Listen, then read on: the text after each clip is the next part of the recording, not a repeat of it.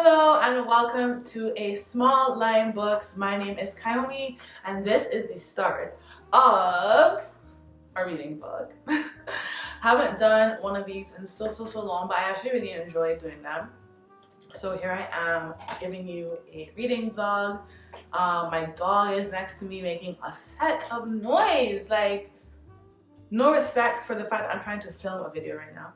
I actually went to the library yesterday, so I'm gonna do a little library haul. It's very small, nothing too big. I basically got the book What My Bones Know by Stephanie Fu, a memoir of healing from complex trauma, and I saw this on a lot of people's list of the best reads of 2022, so I was like, I need to read this. I want to read about some complex trauma. I actually just finished The Body Keeps the Score, which I didn't really love. So I was looking for a book that was similar about trauma and healing and mental health, and this is what I found. I finished it in one day because I was just so intrigued by the story, and I am like the author, always in search of a healing thing. So I read it yesterday as soon as I got it from the library. It came off of hold, and I gave it 4 stars. I really enjoyed it. I thought it was really interesting. I thought that it was deeply profound, and basically in the book the author describes her childhood, and it was an abusive childhood, and her parents abused her and abandoned her, and she's living her adult life now and going through all these things, having panic attacks, anxiety, depression, and is not really seeing her way after 8 years of therapy. And she's like, what is wrong with me? And she gets the diagnosis of complex PTSD, which is not officially in the DSM, which is kind of the Bible of mental health disorders and diagnoses. But she gets diagnosed with this anyway, and she's on this journey to find a way of healing herself from her childhood trauma. And she has all these different methods and different therapies, which is really interesting to hear about, like EMDR, which is rapid eye movement processing or something like that, yoga, mindfulness and meditation, all these different types of things she tried out on her healing journey, and then it wraps up at the end, and it's just so beautifully written, I found personally. So I really enjoyed this. I don't usually rate memoirs, so I'm trying to rate them this year because I had this whole thing about not rating them because I'm like, it's someone's life, but I can rate the structure and the way it's put forth. So 4 stars for this one. I am me, and I have many books that I would love to read about. Winter, please. Winter, please. I'm trying to film. I have many books that I would love to just jump into reading, but I do have a book club, and my book club is a week from now. And in my experience, Toni Morrison books are really short, but they are dense. Or maybe it's just me. But Toni Morrison books have taken me a significant amount of time to finish, even though they're not that big. I've read Sula, I've read The Bluest Eye, and I had to really concentrate on the words, because I'm like, I'll be reading and then I'm like, wait, what's happening in the story? I've completely lost it. So I'm gonna give myself a head start, because I usually can finish books in 2 days, usually, but with Miss Toni Morrison, I cannot. So for my book club this month, we are reading Jazz by Toni Morrison, and lucky I didn't have to buy it or get it from the library because I already had it. I actually got it for $8 from Open Books West Loop in Chicago, 2021. So I've had this book since 2021. I had not read it, and it's still in very pristine condition.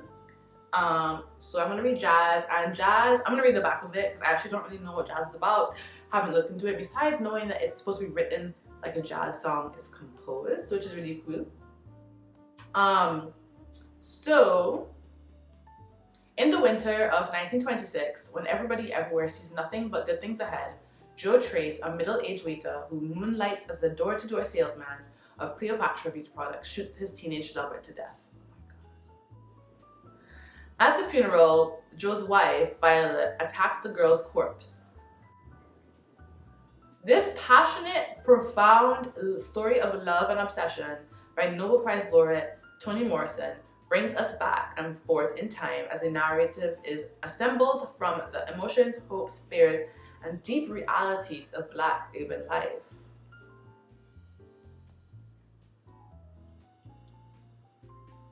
Whoa. That's a lot, actually. So I need to couple this with something a little light. And I usually like to read like a fiction and an audiobook and a non-fiction all at the same time. Because non-fictions take forever for me to get through. Even though I love what the topics are about, like I have so many non-fictions that I'm like taking years to get through because like it's deep and like dense.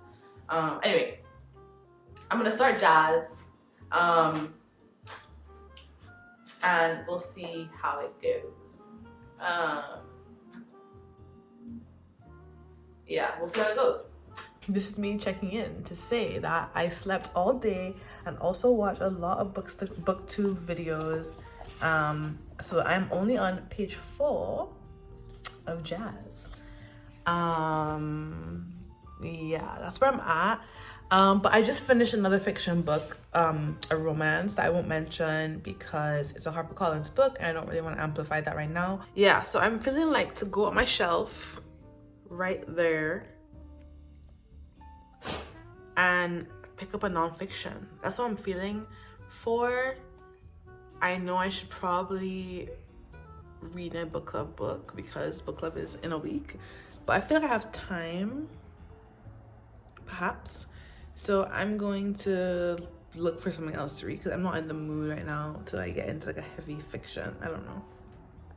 Okay, so I picked a book that I think I'm gonna read, and it's a book of essays, and I've been reading this for the last couple of months and I just like didn't finish it. And it's Carefree Black Girls by Ziva Blay. This cover is so beautiful also. Let's get into that.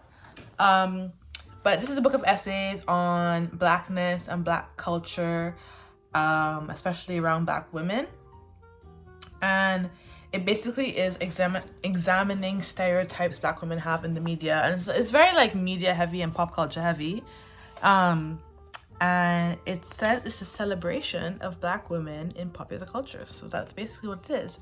And I read a couple essays already, and I'm going to try to finish the rest of the essays this weekend so I can take this off my list. Yeah, let's get right into it.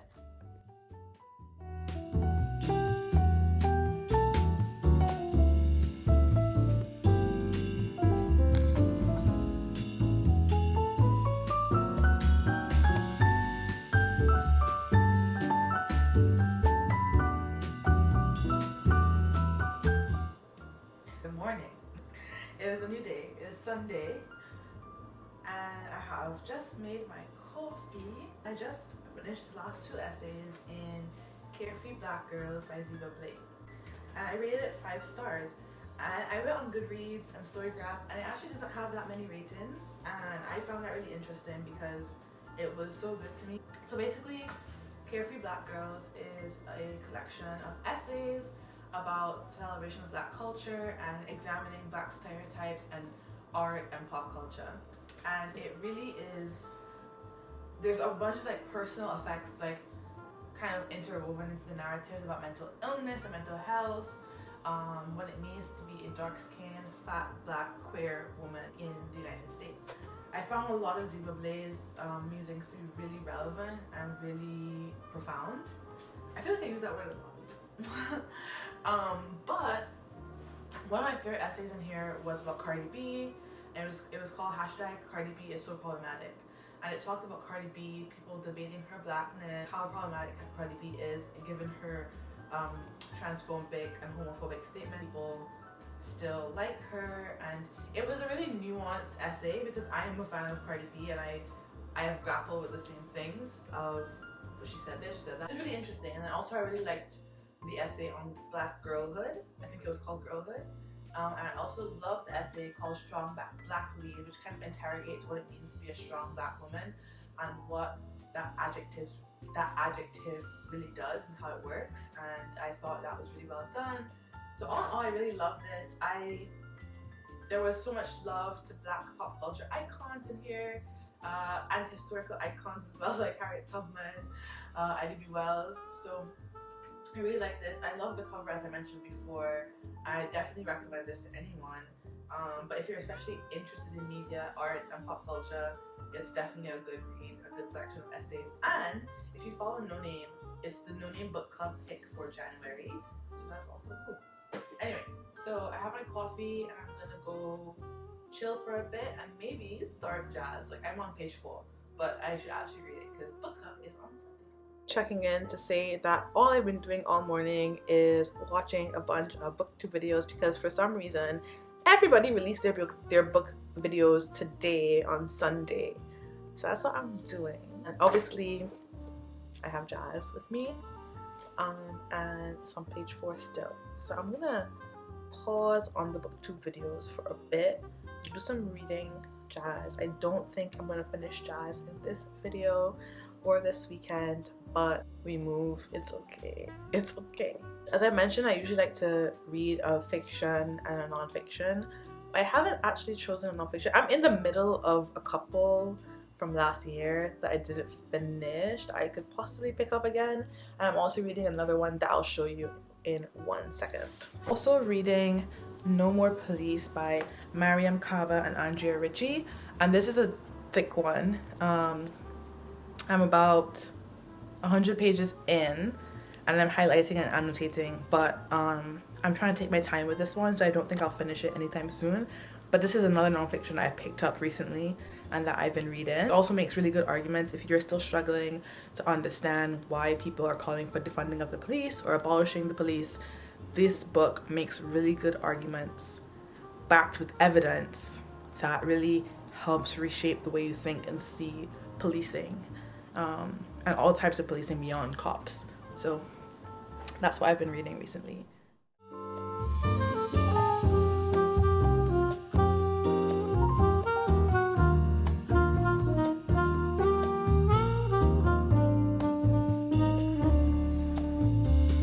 So I just finished the first chapter of Jazz and things have happened. But what I really love so far is Toni Morrison's writing. Like, it's so delicious. It's so good. Like, I want to write like her, seriously. But yeah, I can tell it's going to be more of a character-driven novel than a plot-driven novel, which is fine. I quite enjoy those, so I'm excited about the book club discussion about the book. Someone did tell me it kind of floats in and out of like back and forth during time, which could be confusing, but let's see how that goes. I think I'm gonna end the vlog here. I am going to clean the house, bake a cake, continue watching booktube videos, not read Jazz. Mostly because I just want to pace myself. I realized after reading a couple more pages that it's definitely a pace yourself type of book. So I'm gonna do just that and pace myself. So yeah, I'm gonna end the vlog here. Thank you so much for watching. I'm planning to do a couple more vlogs that are like niche specific. So I really want to get into graphic novels. So I think I'm gonna do a graphic novel reading vlog. So let me know if you're interested in seeing that. And thank you for liming with me. I hope you have an amazing week, and I'll see you back here when I upload another video.